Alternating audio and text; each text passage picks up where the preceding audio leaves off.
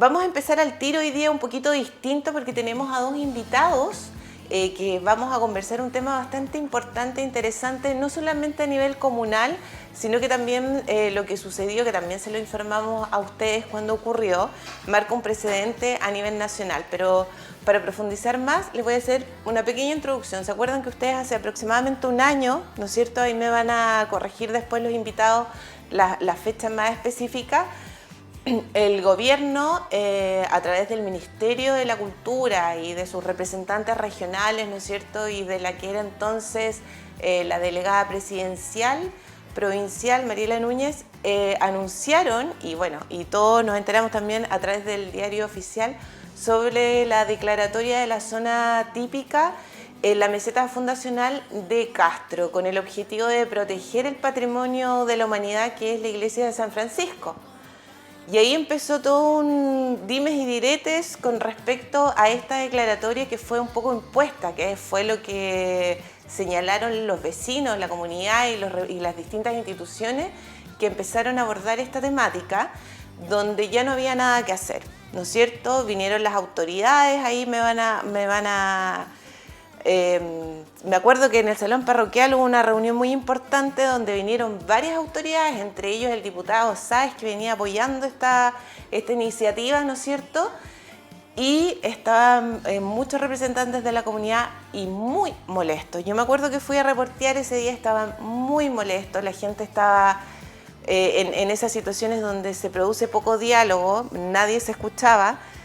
Y bueno, empezó todo este conflicto y al parecer legalmente, judicialmente no había nada más que hacer. Pero la comunidad se empezó a organizar a través de las comunidades indígenas de acá, ¿no es cierto?, de nuestro territorio, de la Cámara de Comercio, representantes del municipio, juntas de vecinos empezaron a organizarse y a través del abogado demandante, entonces el señor Sebastián Borges, realizaron un recurso de protección ante la Corte de Apelaciones de Puerto Montt, la cual fue rechazada, ¿no es cierto? Pero en los primeros días de agosto tuvimos la gran sorpresa que la Corte Suprema, ¿no es cierto?, revoca el fallo de la Corte de Apelaciones y acoge el recurso de protección entonces por la declaratoria de la zona típica de Castro que había interpuesto la comunidad de Castro, parte de la comunidad de Castro. Haciendo esta pequeña introducción, para los que no recordaban bien todo el proceso, yo les traté de hacer una pequeña resumen. Tenemos aquí con nosotros a don Julio Candia, quien es el presidente de la Cámara de Comercio y Turismo de Castro y que también ha liderado en conjunto a otros vecinos y vecinas, ha liderado un poco esta lucha para poder establecer bien estas normas y ver, analizar lo que era la zona típica o no y todo lo que conlleva tener una zona típica. Y también está con nosotros el abogado demandante, quien ha acompañado a la comunidad, que es Sebastián Borges. ¿Cómo están? Muy buenos días a ambos. Gracias por venir tan temprano a conversar con nosotros y contarle a la comunidad un poco de este resumen que yo hice, que seguramente me faltaron muchos detalles importantes, pero contar la importancia judicial, no solamente hablábamos recién a nivel comunal, a nivel local, sino que este es un precedente que se puede dar para todo el país. ¿Cómo están? Bienvenidos. Muchas gracias por la invitación para hablar de un tema tan importante para la ciudadanía de Castro. Don Julio, ¿cómo está? Gracias. Usted ya es dueño de casa acá. Sí, aquí estamos cerquita, así que no hay problema por venir a participar aquí para informar a la comunidad. Bueno, no sé quién quiere empezar. Yo hice esta introducción, ¿no es cierto?, de lo que ha ocurrido. Y antes de saber en qué estamos legalmente, qué pasos se vienen de ahora en adelante, quiero saber la importancia, primero, para que ustedes nos expliquen por qué sucedió este hecho tan inédito a nivel judicial que la Corte Suprema pudo revocar el fallo de la Corte de Apelaciones y acoger este recurso de protección que ustedes interpusieron. ¿Por qué sucedió? ¿A qué se debió que se haya podido pasar esta situación? Sí, primero creo yo que el hecho de que la Corte Suprema haya revocado el fallo de la Corte de Apelaciones produce efectivamente un precedente judicial desde algunos puntos de vista. Primero, es la primera vez que se revisaba judicialmente con éxito, digamos, como revocada una zona típica en Chile. Ya. Es verdad también que muchas zonas típicas han sido decretadas en Chile y no han sido impugnadas, no han sido alegadas en cuanto a su legalidad, pero las que han sido alegadas habían sido rechazadas esas alegaciones. Por eso es muy importante. Después sienta otro precedente judicial, que es el primer fallo que deja sin efecto un decreto supremo. El decreto supremo es un decreto dictado por un ministro de una cartera específica y siempre por orden del presidente de la República. Y también es importante el tercer efecto en términos de precedente judicial, es que se deja abierta la posibilidad de revisar judicialmente un decreto supremo que decreta una zona típica a través de la vía de la protección, ¿ya? Porque comúnmente los actos administrativos pueden ser cuestionados en cuanto a su legalidad y en su efecto, pero a través de otra vía y de otro tribunal, que es el juzgado civil, que conoce una acción denominada acción de derecho de nulidad de derecho público, y que es una acción que es llevada en un juicio de lato conocimiento y dura aproximadamente unos 3, 4, hasta 5 años, ¿ya? Esto fue rápido. Esto fue, o sea, para plazos judiciales fue muy rápido, un claro. año un poco más. ¿Cuándo, Sí. ¿Cuándo presentaron el recurso Esto de protección? fue, yo creo que en julio del año pasado. Ya, Julio, hace un año. Sí, más o menos. Aproximadamente, un poquito más de un año. Sí, en diciembre alegué en la Corte de Apelaciones de Puerto Montt, me acuerdo. Sí. Ya, y luego ya cuando fue rechazada por la Corte de Apelaciones se presentó en la Corte Suprema Sí, o sea, este recurso de protección. Hubo varios recursos de protección. Yo representé la mayoría de ellos, representé a casi 200 vecinos de la ciudad de Castro. También ofrecí mis servicios a la Cámara de Comercio, también, y también a las comunidades indígenas, que representé a la comunidad indígena Huilliche, Muchuyo, Mapu, y también al Sindicato de Trabajadores Independientes de Artesanía Ancestral. Y además fue una empresa, por otro lado, que yo no representé, y además fue el municipio. Yo tengo acá, por ejemplo, todas las instituciones o organizaciones que han participado en esta presentación. El de recursos de protección está el Sindicato de Artesanos Ancestrales, que es el que nombrabas tú de Castro, la comunidad indígena Muchoya Mapu, Sociedad Comercial Boberec Limitada, Inversiones e Innovación Limitada, que son los comerciantes en realidad que les afecta también, que están dentro de esta meseta fundacional. Inmobiliaria Power Center Limitada, la Ilustre Municipalidad de Castro, y 158 vecinos de la comuna en contra del Ministerio de las Culturas, las Artes y el Patrimonio. Sí. Esto, como hablamos hace un rato, además de la importancia que tiene para los vecinos, para las comunidades, para la comuna de Castro, ¿no es cierto?, para el desarrollo también de su zona céntrica y poder ponerse de acuerdo entre las distintas entidades cómo quieren que crezca o que avance el centro de Castro. Esto es histórico a nivel judicial, como explicabas tú, nunca se había revocado un fallo de este tipo, una declaratoria, y que también marca para otras a lo mejor declaratorias de zonas típicas para que empiecen a revisar, ¿no? Y contar bien por qué se pudo hacer esto. Sí. ¿Hubo un incumplimiento legal al hacer la declaratoria? Sí, yo diría que la causa jurídica más relevante y directa que provocó la anulación y la facultad de retrotraer fue la omisión de la consulta indígena como requisito de legalidad que estaba en el fondo patente en el bloque normativo indígena y de la ley de monumentos. Estaba en el convenio 169 de la OIT, que es ratificado y vigente por Chile, y por el artículo 5 de la Constitución es un tratado de derechos humanos. Luego estaba también el bloque normativo aplicable a la especie, era la ley indígena, en que la ley indígena, artículos 69 al 72, está reconocida la comunidad indígena Huilliche con designación de territorio específicamente en la provincia de Chiloé. Que hablamos de esta comunidad que yo nombré hace un rato, ¿no? Y también la ley de monumentos, por cierto, y el reglamento específico para el procedimiento de las consultas indígenas, que está en un reglamento del Ministerio de Desarrollo Social. Entonces, lo que la Corte dijo, que todo ese bloque normativo en esta especie, en este procedimiento no se había aplicado, y esa omisión o ese vicio tenía tal entidad que el perjuicio que había provocado era solamente reparable por la vía de la nulidad. Y eso caía en una ilegalidad, ¿no? Claro, o sea, era ilegal. Si lo hablamos en términos sí, hay formas legales de incurrir en ilegalidades, especialmente en el tema administrativo estoy hablando, Hay ilegalidades por acción, es decir, hacer lo que dice la ley pero hacerlo mal, y hay otras formas de ilegalidad que son ilegalidades por omisión, que es no hacer lo que la ley manda. Y aquí la ley mandaba hacer la consulta indígena y la consulta indígena no se hizo. ¿Y cómo un ministerio que tiene, además de gestores políticos, por llamarlo de alguna manera, ¿no es cierto?, representantes del gobierno, tiene abogados, debe tener expertos técnicos del arte, del patrimonio? ¿Cómo pudieron saltarse ese tema tan importante que está enmarcado dentro de un convenio internacional que tiene Chile, ¿no es cierto?, como Estado, como país? ¿Cómo pudieron obviar ese punto que los exponía, digamos, a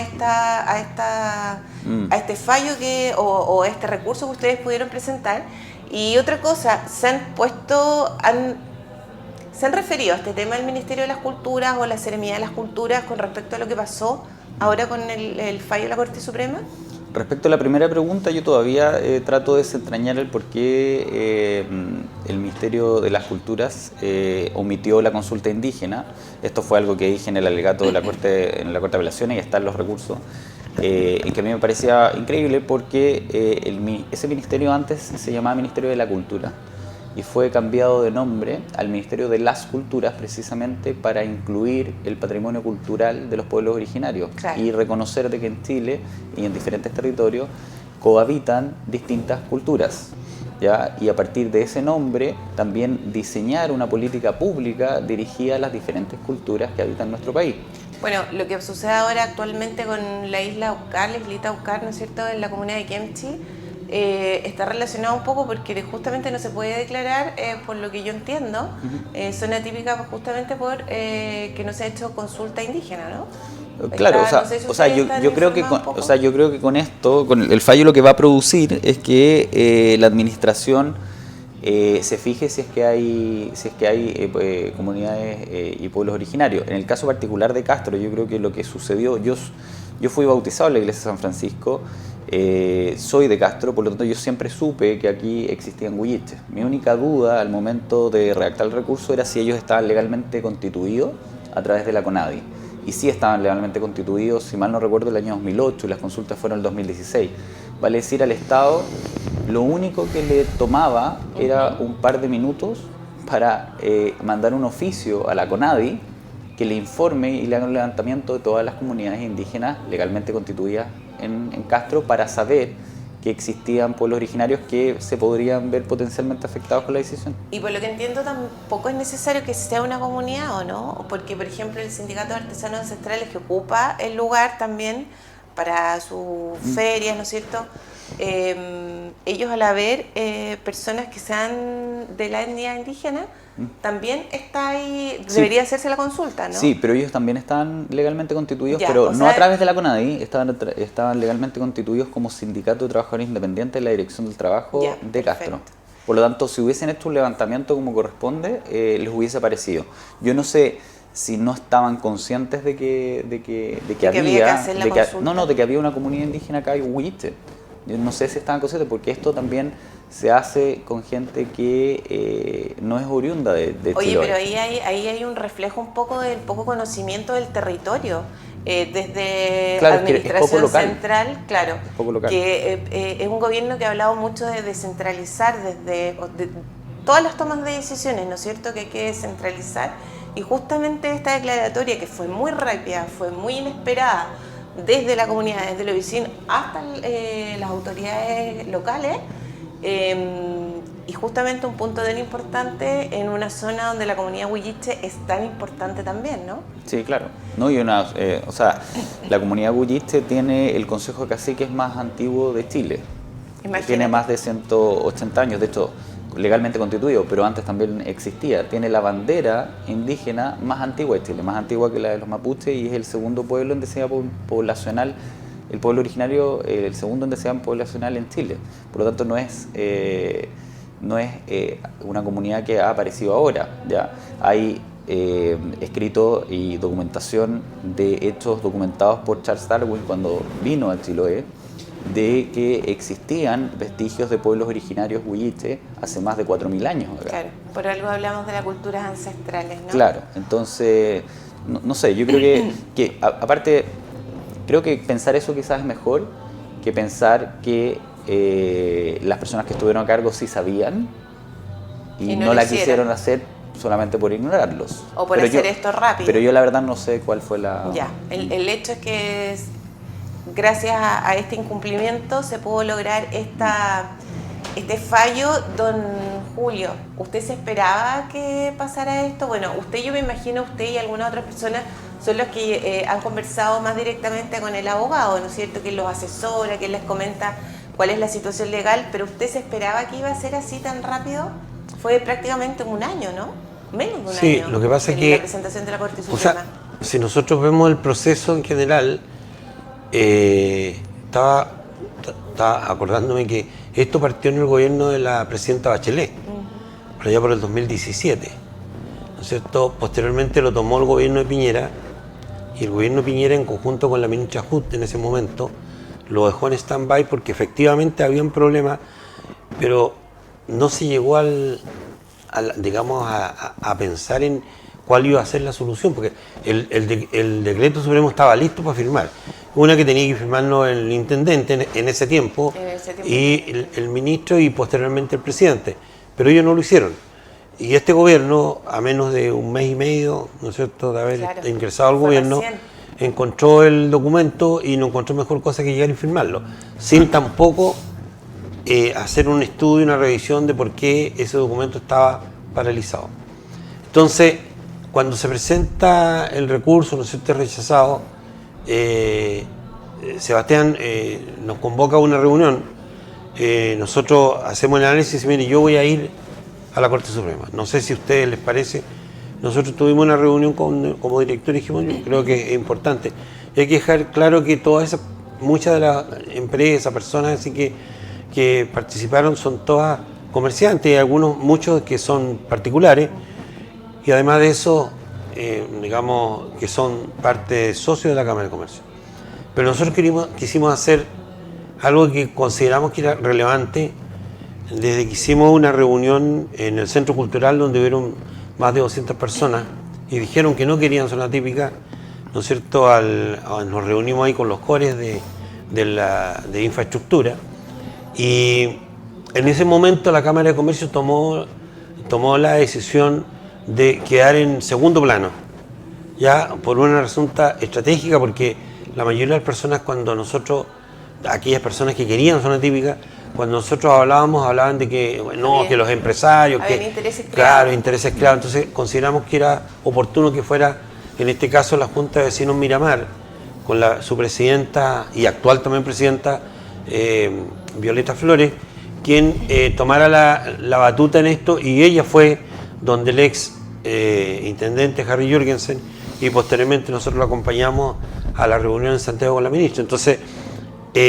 por eso es que nosotros no aparecemos en mucho a pesar que somos parte del proceso, no aparecemos en primera línea con este asunto de ser parte, sino que consideramos que quienes tenían que tener el protagonismo era la comunidad, digamos, de aquí del centro. Pero de todas maneras, en este proceso que han vivido ustedes y que nosotros como medio hemos tratado de acompañarlos para informar también a toda la comunidad de lo que está sucediendo, se ha visto que es la comunidad en el fondo, a lo mejor no en su conjunto, no en su totalidad, pero sí representantes de distintos afectados que, como lo mencionábamos inicialmente, ¿no es cierto?, además de los negocios y empresas que puedan haber ahí, también están sindicatos, esta comunidad indígena, están los vecinos, la junta de vecinos. Entonces fue un trabajo comunitario. Los felicito por este trabajo que llevaron, porque era una lucha entre David y Goliat, ¿no? Porque legalmente no tenían nada que hacer hasta que encontraron este incumplimiento. Sebastián, ¿te han llegado consultas de otros lugares del país donde exista zona típica para ver si se puede revisar y que no estén conformes, obviamente, con la declaratoria? Sí, pero me llegó una consulta por la zona típica de Chonchi, pero fue decretada hace mucho tiempo. Hay temas de prescripción que no darían como para hacerla ahí bajo mi mi opinión, quizás si lo revisa otro profesional tiene otra opinión. Pero el fondo, las sentencias judiciales son concreciones de leyes que son abstractas, es decir, el intérprete, que en este caso son los jueces y en este caso la sala de la tercera sala de la Corte Suprema, lo que hacen es bajar una ley abstracta y aplicarla a un caso concreto. Por lo tanto, si esta sentencia sirve para otro caso o no, puede servir, pero también puede no servir. Claro, Tendría que ser un caso más o menos parecido. Pero abre una puerta a que otras comunidades Sí. puedan revisar la declaratoria de zona típica con un abogado y puedan detalladamente, porque claro, cuando nosotros empezamos a reportear esta declaratoria, todo el mundo decía, nada que hacer, o sea, la gente puede patalear, puede alegar, puede hacer protesta, pero judicialmente, legalmente no había nada que hacer. Esos eran los primeros informaciones que a nosotros nos llegaban, que nada que hacer. O sea, ya era una declaratoria, estaba publicada en el diario oficial y no se podía. Y esto abre una puerta a que otras comunidades puedan empezar a revisar entonces la declaratoria, a ver si hubo un incumplimiento o algún otro resquicio legal, ¿se dice? Sí, o sea, yo creo que la puerta más que abre es que antes era muy común que estos recursos sean rechazados porque la Corte indicaba que no era la vía idónea el recurso de protección para conocer de estas cosas, porque en realidad uno está pidiendo que se deje sin efecto, por lo tanto es una nulidad. Entonces la Corte lo que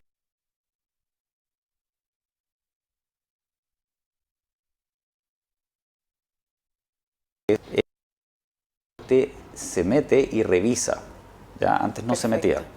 Perfecto. Entonces es importante a nivel país también. Sí, claro. Oigan, muchas gracias. Bueno, don Julio, ahora se viene otro trabajo. Ya se consiguió este fallo, ¿no es cierto? Pero también abre las puertas a otros miedos que tiene la comunidad, ¿no es cierto? Y sobre todo quienes protegen el patrimonio. Y ahí ya están empezando a trabajar ustedes, para que nos adelante un poco con quienes se están reuniendo, porque ahora hay que proteger la iglesia o el entorno, ¿no es cierto?, pero desde lo local, desde normas que se pongan desde aquí, desde la gente que trabaja acá y vive acá, ¿no? Bueno, ahora estamos en la etapa de un elemento jurídico que se llama cúmplase. O sea, en este caso el Ministerio de la Cultura y las Artes tiene que cumplir el fallo. Y eso es lo que, no sé si decir estamos esperando, porque ya... No se han pronunciado, ¿no? No se han pronunciado. Cuando ganaron obviamente se pronunciaron, sí. Hicieron harta prensa, pero ahora parece que se les olvidó que existía la prensa. Entonces, todo lo contrario, andan por ahí golpeando puertas y haciendo cosas que no corresponden a una institución que debería tener un buen prestigio. Nosotros ayer tuvimos conversaciones con dos personeros, directores, digamos, del municipio, que creo que fueron muy relevantes, muy importantes. Una fue con el director de obra, que nos expuso, digamos, que él había recibido el cúmplase y ya ahora el 14, y que él a partir de ese momento consideraba que ya tenía que empezar a trabajar, digamos, en base a que no existía en este momento la zona típica.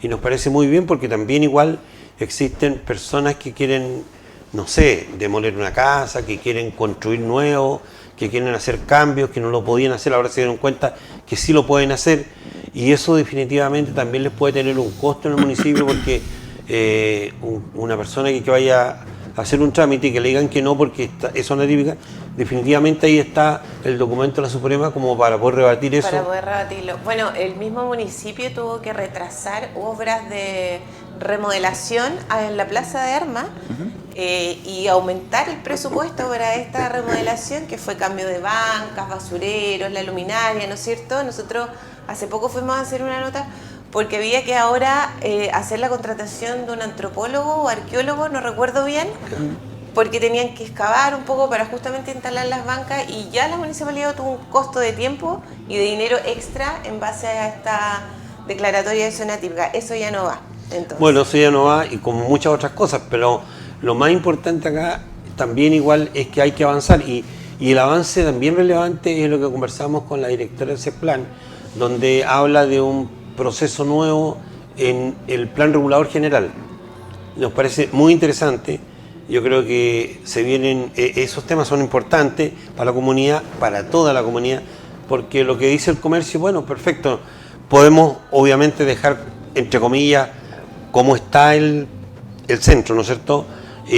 Invertir medianamente, ¿no es cierto?, con reposiciones, con reparaciones, y a lo mejor invertir en temas un poco más grandes, como edificios de mayor altura, a lo mejor fuera del centro de Castro. Y Claro. para eso necesitamos el plan regulador Plan actualizado. regulador, sí. Y bueno, el miedo está en lo que ocurrió en el mall y que el mall se siga expandiendo, creciendo hacia los lados y hacia arriba, y ese es un poco el temor. Entonces, también por un resguardo también del patrimonio, pero de forma Mira, comunitaria, yo es creo lo que se quiere hacer sí, ahora, ¿no? Yo creo que Chiloé ha llegado muchos filósofos.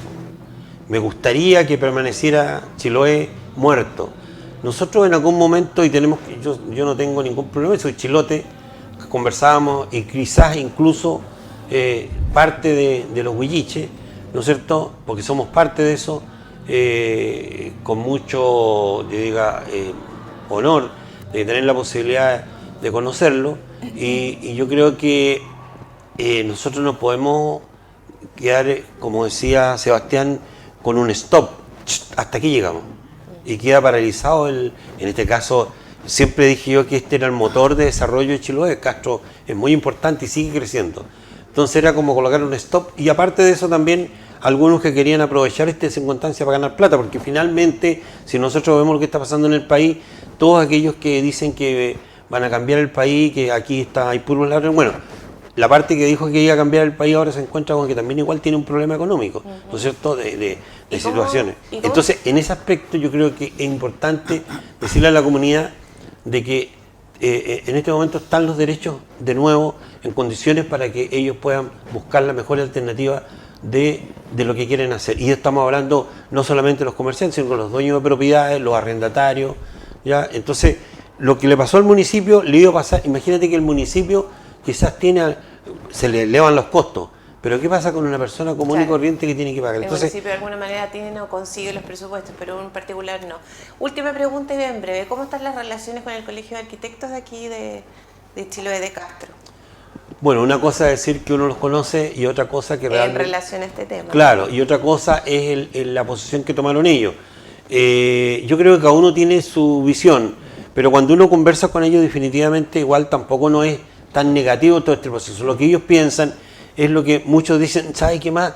Es que si nosotros no protegemos esto, se va a venir otro mall. Siempre le echan la culpa al mall. Es que, claro. Y dentro de las explicaciones claras y precisas que hizo la Suprema, lo dejó muy en claro, porque la Seremi justamente rebatió, que dijo que se colocaba, ¿no es cierto?, la zona típica por culpa del mall.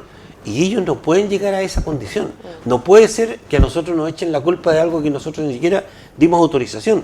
Fue los concejales, el municipio el que hizo todo ese proceso. La administración de esa época. Exactamente. Entonces, nosotros lo que tenemos que pensar es que la idea es que aquí debe haber responsabilidad en este momento en lo que es el sector céntrico, la zona ZPA y ZC1, solamente se puede construir 16 metros de altura. Entonces ellos dicen, no, es que va a venir un multimillonario, ¿no es cierto?, de Arabia Saudita, va a comprar todos los terrenos y va a hacer un edificio como el Califa entonces, por favor. O sea, no todo es blanco ni negro, ¿no es cierto? No. Es el resumen. Oigan, les quiero agradecer mucho que hayan venido hoy día tan temprano a conversar con nosotros para no olvidar este tema, porque a pesar de los resultados positivos para la comunidad, ¿no es cierto?, hay un trabajo ahora que hay que realizar en adelante, y es un trabajo también en comunidad. Ustedes, los participantes, me imagino que dentro de todo este proceso van a haber convocatorias participativas abiertas, ¿no es cierto?, para que las personas puedan opinar qué opinas de la altura, de cuál es el tramo que se va a proteger. Y como se había hecho antes también, yo recuerdo que también se estaba haciendo con un proceso parecido. Muchas gracias por venir. A ver, Sebastián, si nos vas contando si en el tiempo te van llamando de otros lugares de Chile para revisar estas declaratorias. Y bueno, que les vaya muy bien a ambos. Muchas gracias. Y cuando estés de nuevo, porque regresas a Santiago hoy día, tengo entendido, sí, ¿no? Hoy día. Cuando regreses, a ver si nos vienes a visitar para que nos vayas contando cómo va todo este proceso. ¿Ya? Muchas gracias, don Julio. No, gracias Como a ustedes. siempre, un gusto hablar con usted. Muchas gracias. Gracias.